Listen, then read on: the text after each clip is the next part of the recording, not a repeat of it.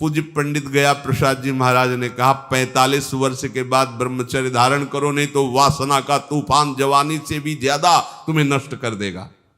जरूर महापुरुषों ने अनुभव किया।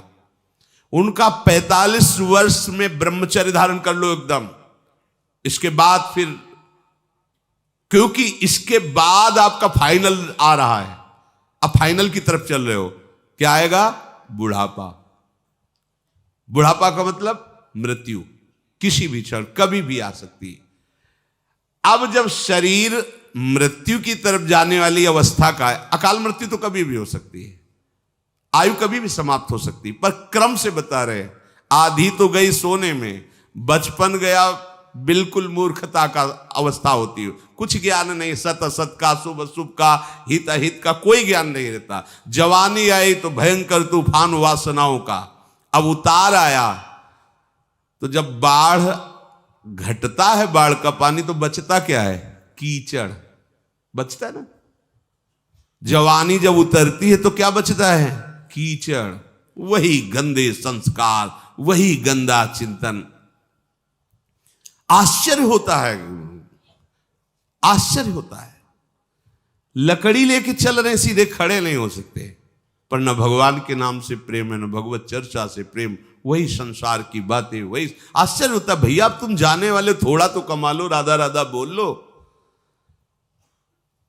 बड़ी मोहाशक्ति विचित्र होती है। संत मंडली पहले विचरण करती रहती, बड़े सिद्ध महापुरुष थे स्वामी श्री वामदेव जी महाराज, 50 संत 60 संत ऐसे मंडली चलती थी। प्राय शास्त्रों में वर्णन, जैसे 88,000 संत एक साथ रहते थे नैमिषारण्य में, वालखिल्य हजारों की संख्या में एक साथ रहे, ऐसे संतों के समुदाय देखे गए। विचरण कर रहे थे पदयात्रा में, तो देखा एक दरवाजे में एक जवान बूढ़े को जूते से पीट रहा है। मंडली से कहा तुम आगे चलो, हमारे हैं। वो जब जवान अंदर गया तो वहां गए, बोले बाबा ये बड़ी कठोरता से आपको बोल रहा था और पीट रहा था, कौन था? बोले लड़का था, लड़का मार रहा था। बोले छोड़ो ना, चलो हमारी मंडली के साथ बाल भोग, राजभोग, शयन भोग सब होता, खाइए पिए, भजन कीजिए, अपना अंतिम मनाइए। अरे बोले मेरा लड़का मेरे को मारा था, तेरे को परेशानी क्या? चल यहां से हट। वामदेव जी महाराज भगवान की माया को प्रणाम किए, धन्य पर जूता खा रहा है, डांट हमको रहा है। हम उससे कह रहे तेरे को भोजन देंगे तो भजन कर आखिरी बना ले, वो हम ही को डांट रहा है। ये माया ऐसी विचित्र कीचड़ छोड़ती है जवानी, ये कीचड़ है, वो निकल नहीं पा रहा कीचड़ से, मोह का कीचड़, काम का कीचड़। बुढ़ापे में जब ऐसी दशा हो गई कि कुछ करने की सामर्थ्य नहीं रह गई, कुछ करने की सामर्थ्य, आंखों में दिखाई नहीं दे रहा, कानों में सुनाई दे रहा नहीं दे रहा, शरीर कोई काम नहीं कर रहा है। अब वो बैठे बैठे गणित लगाया करता है राग द्वेष की, बहू ऐसा कर रही, लड़का ऐसा कर, जीवन भर कमा के मकान बनाया, हमने पैसा कमाया, और हम ही को नहीं, वो हलवा और चाय पी के जाता है, हम मांगते रहते, हमें चाय भी नहीं देता। ऐसे कितनी प्रकार की चिंताएं उस बूढ़े को ग्रसित करके जलाती रहती है, उसी चिंतन में वो मर जाता है। अब क्या मनुष्य शरीर का उसने लाभ लिया?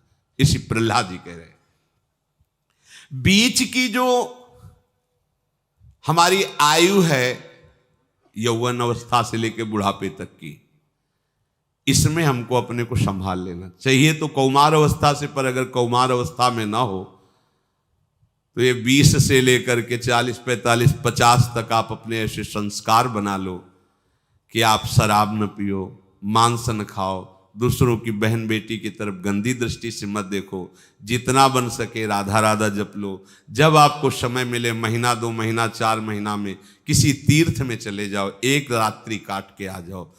पाप आचरण वहां मत करो, गंगा स्नान करो, यमुना स्नान करो, बिहारी जी के दर्शन करो, कुछ ऐसा कर लो जिससे तुम्हारा जीवन जन्म लेना सार्थक हो जाए। जीव इतना उलझ जाता है घर द्वार में कि उसको ये पता नहीं चलता कि मैं किस लिए आया था। किसी को पता नहीं, किसी को ये चिंता थोड़ी मुझे जाना है, सबको पता है मरना है, पर किसी को चिंता नहीं कि मुझे मरना है। अभी तुलसी जी की कृपा से बात हट गई, नहीं पीछे रात दिन मुझे एक ही भय लगता था, अभी मुझे भगवत प्राप्ति नहीं, शरीर छूट गया तो क्या, जब नई अवस्था में वो यही लगता एक बार मैं प्रभु को देख लूं बस, एक बार मैं ब्रह्मबोध प्राप्त कर लूं बस, यही लगता, पता नहीं कब शरीर छूट जाए। और इतना सुंदर अवसर मिला कि ऐसे पवित्र कुल में जन्म, सब अगर ये सब मिला और भगवत प्राप्ति नहीं हुई तो फिर जीवन का क्या, तड़पते रहते थे।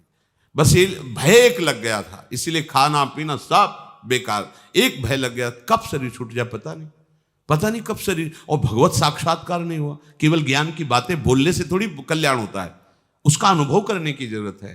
केवल भगवान की हम बातें कर रहे हैं, भगवत साक्षात्कार नहीं कर रहे हैं तो हमारा मार्ग तो रुका हुआ है ना, हमें वो लाभ तो नहीं मिल रहा ना।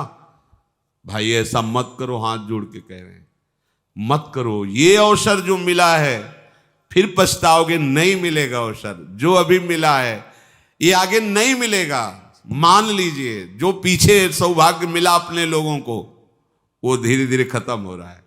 ऐसे ऐसे महात्माओं के दर्शन मात्र से भगवत प्राप्ति की आग जल जाए।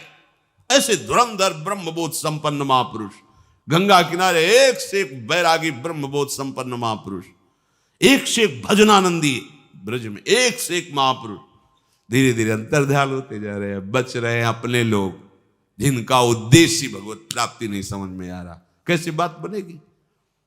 एक क्षण भी नाम न छूटे, ऐसा हमारे संतों ने जीवन व्यतीत किया। एक क्षण नाम न छूटे, प्राण भले छूट जाए, जब तक प्राण है तब तक नाम नहीं छोड़ेंगे, निरंतर भजन।